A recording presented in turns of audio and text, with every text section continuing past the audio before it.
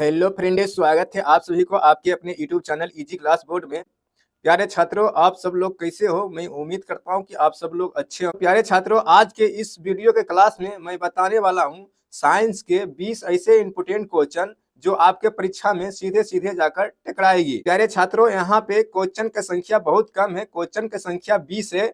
आपको यह मत समझना कि 20 क्वेश्चन में कितने क्वेश्चन लड़ पाएंगे। यह 20 क्वेश्चन वैसे है जो काफी मेहनत करने के बाद बनाया गया है, काफी एनालिसिस करने के बाद आया है। यदि प्यारे छात्रों आप 20 में से 20 क्वेश्चन कर लेते तो यहाँ से 8-10 नंबर तो फिक्स हो ही जाएगा, ये गारंटी। तो प्यारे छात्रों, आपसे मेरा रिक्वेस्ट है कि आप इस वीडियो को पूरे लास्ट तक देखिए और 20 में से 20 क्वेश्चन को आप पूरे अच्छी तरह से याद कर लीजिएगा। यह मत सोचना है कि 20 क्वेश्चन में क्या ही क्वेश्चन लड़ेगा एग्जाम बोर्ड में।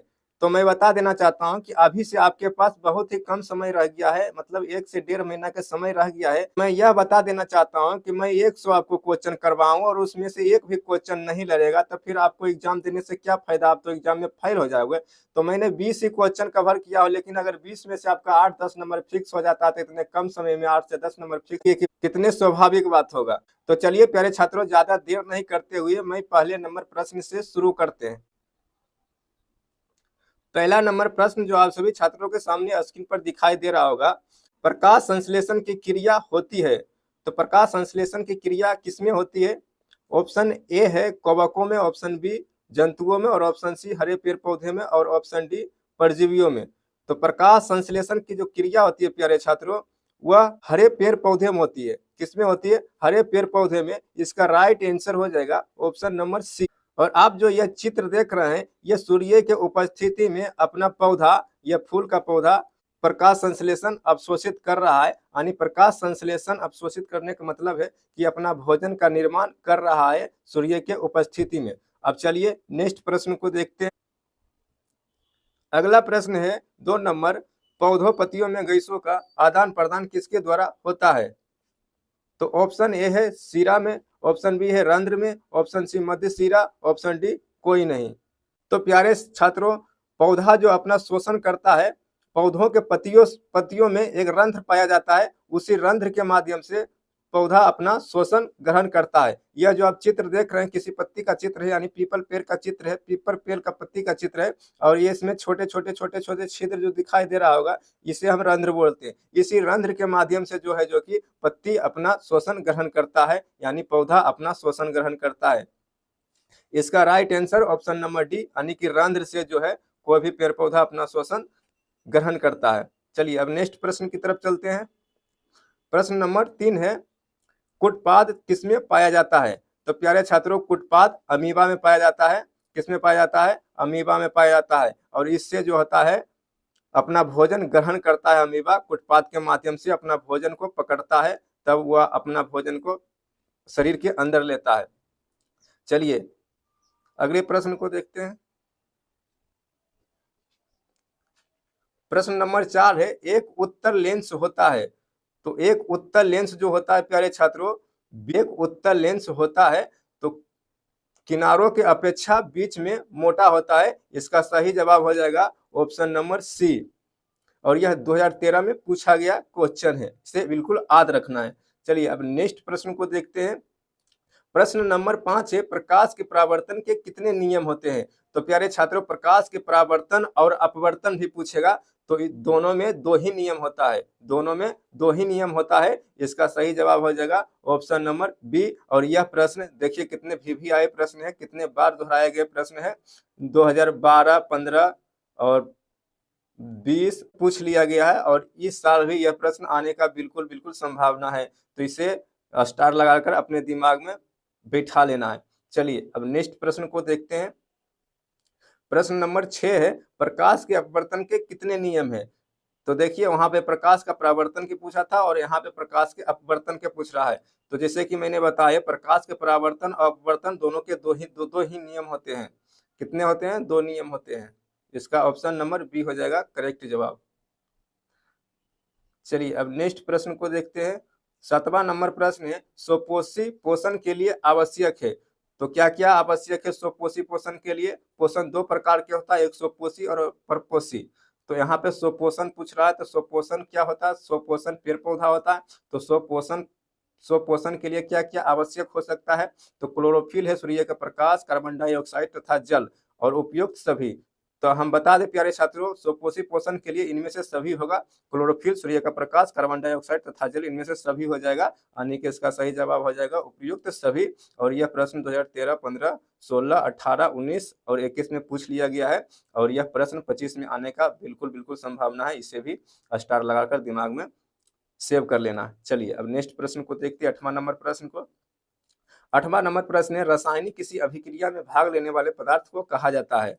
तो रासायनिक अभिक्रिया में जो पदार्थ भाग लेते हैं उसे क्या कहते हैं? तो प्यारे छात्रों, उसे अभिकारक कहते हैं। जो पदार्थ रासायनिक अभिक्रिया में भाग ले रहे हैं उसे अभिकारक कहते हैं। इसका जवाब हो जाएगा ऑप्शन नंबर सी, अभिकारक। चलिए अब नेक्स्ट प्रश्न को देखते हैं। 9वां नंबर प्रश्न कह रहा है, समीकरण COCO3S उष्मा CaOS प्लस CO2G किस प्रकार की समीकरण है?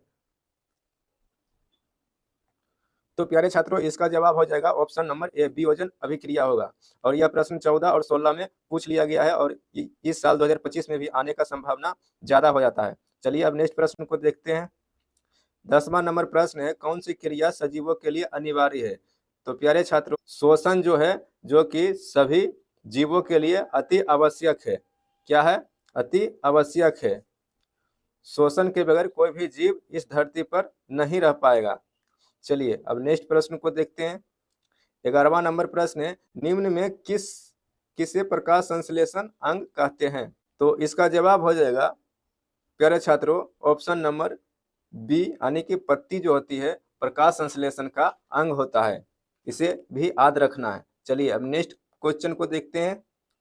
12वां नंबर क्वेश्चन है, निम्नलिखित में से कौन विद्युत विभवांतर का एसआई मात्रक है अथवा विभवांतर का एसआई मात्रक क्या होता है? तो इसका जवाब हो जाएगा ऑप्शन नंबर डी हो जाएगा सही आंसर, बोल्ट होता है। और यह प्रश्न 15, 16, 20, 18 और 21 में पूछा है, तो आप अनुमान लगा सकते हैं इस साल भी आने का 100% गारंटी हो जाता है। चलिए अब नेक्स्ट प्रश्न को देखते हैं।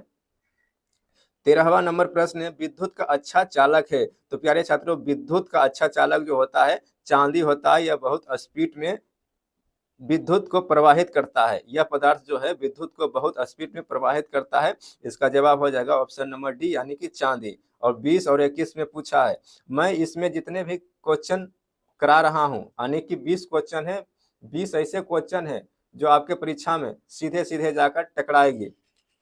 तो आपको यहाँ पे एक भी क्वेश्चन को नहीं छोड़ना है। और आप लोगों से मेरा रिक्वेस्ट है कि वीडियो आपको थोड़ा भी अच्छा लगता है तो वीडियो को लाइक और चैनल को सब्सक्राइब कर बेल आइकन को प्रेस जरूर कीजिएगा। इससे होगा कि आप जो बिहार बोर्ड की तैयारी कर रहे हैं या यूपी बोर्ड या कोई भी बोर्ड का तैयारी कर रहे हैं, तो बोर्ड से रिलेटेड वैसे क्वेश्चन यहाँ पे आपको 1 से 1.5 महीना दिया जाएगा जो आपके परीक्षा में सीधे सीधे जाकर टकराएगी ऑल सब्जेक्ट का। ठीक है, तो इतना आपको ध्यान रखना है। चलिए अब नेक्स्ट प्रश्न को देखते हैं। 14 नंबर प्रश्न है, अलैंगिक जनन मुकुलन द्वारा होता है? तो प्यारे छात्रों, अलैंगिक जनन जो होता है वह ईस्ट में होता है। किसमें होता है? ईस्ट में होता है। इसे याद रखना है। कुछ ऐसे क्वेश्चन है प्यारे छात्रों जो कभी पूछा नहीं गया है और इस साल आने का बिल्कुल बिल्कुल संभावना है। ऐसे क्वेश्चन को भी मैं कवर किया हूँ। 20 में से आपको 8-10 नंबर यहाँ से फिक्स होगा, तो आपको एक भी क्वेश्चन को नहीं छोड़ना है, पूरा सीरियसली इसे याद कर लेना है। चलिए अब नेक्स्ट प्रश्न को देखते हैं। 15 नंबर प्रश्न है, प्रकाश का चाल वेग न्यूनतम होती है? तो प्यारे छात्रों, न्यूनतम मतलब कम होती है, तो प्रकाश चाल किसमें कम होती है? तो प्यारे छात्रों, मैं बता देना चाहता हूं कि इसमें जो है प्रकाश के चाल सबसे कम कांच में होती है। किसमें होती है? कांच में होती है। ऑप्शन नंबर डी, इसे याद रखना है। चलिए नेक्स्ट प्रश्न को देखते हैं। 16 नंबर प्रश्न है, हमारे घरों में जो विद्युत आपूर्ति की जाती है वह कितने प्रत्यावर्ती धारा की होती है? तो प्यारे छात्रों, ऑप्शन नंबर सी इसका सही जवाब होगा। हमारा और आपका घर में जो विद्युत का प्रयोग किया जाता है वो 220 वोल्ट पर प्रत्यावर्ती धारा होती है। इसे भी आपको याद रखना है। यह प्रश्न 2014-2020 में पूछा है, तो इस साल भी आने का संभावना 100% हो जाता है। इतना आपको याद रखना है। चलिए अब नेक्स्ट प्रश्न को देखते हैं। 17 नंबर प्रश्न है, आवर्त सारणी में दाएं और रखे गए तत्व कहलाते हैं? तो प्यारे छात्रों, आवर्त सारणी में दाएं ओर रखे गए तत्व जो कहलाते हैं वह आधातु कहते हैं। ऑप्शन नंबर बी, इसे याद रखना है। और यह भी प्रश्न कभी भी परीक्षा में नहीं पूछे गए हैं और इस साल आने का संभावना पूरा है। चलिए अब नेक्स्ट क्वेश्चन 18 नंबर का क्वेश्चन देखते हैं। एल्युमिनियम का प्रमुख अयस्क है। तो प्यारे छात्रों, एल्युमिनियम का जो प्रमुख अयस्क है वह बॉक्साइट है। क्या है? बॉक्साइट है। इसे भी याद रखना, यह क्वेश्चन नहीं पूछा गया लेकिन इस साल आने का फुल संभावना है। चलिए अब नेक्स्ट प्रश्न को देखते हैं। अमाशय के अग्रभाग को कहते हैं। प्यारे छात्रों, अमाशय के अग्रभाग को कार्डियक कहते हैं। इसका right answer option number C हो जाएगा। इसे भी आप लोगों को याद रखना है। अब नेक्स्ट प्रश्न आने की लास्ट प्रश्न को अब देखने वाले हैं, 20वां नंबर प्रश्न जो यहाँ पे समाप्त होने वाला है। 20वां नंबर प्रश्न है, पौधों के मध्य भाग को कहते हैं।